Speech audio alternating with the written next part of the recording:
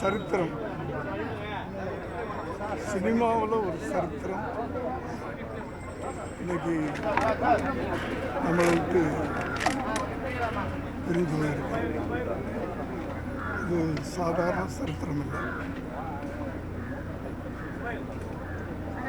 எத்தனையோ ஆண்டுகளுக்கு பிறகு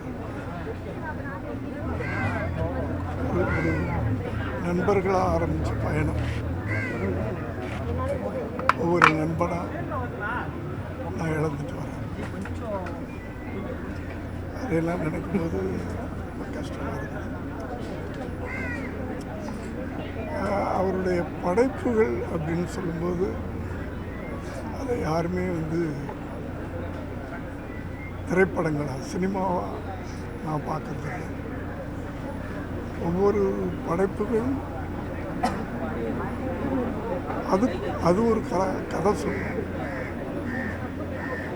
இன்னும் சொல்லப்போனால் அவர் ஒரு புது வேதம்னு சொன்னார். வேதம் புதுதுன்னு எடுத்தார். அவரே ஒரு புதிய வேதம் சினிமாவில் அப்படி வாழ்ந்துட்டு எப்பவும் சினிமா இருக்கிற வரைக்கும்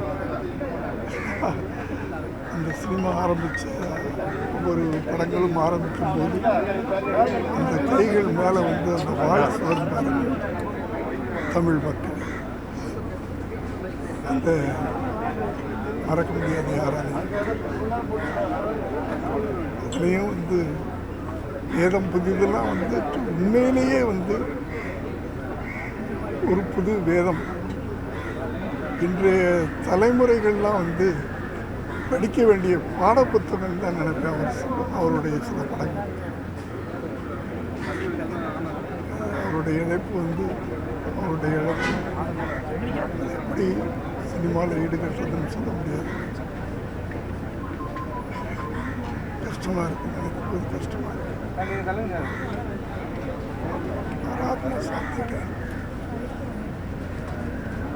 குடும்பத்துக்கு என்னுடைய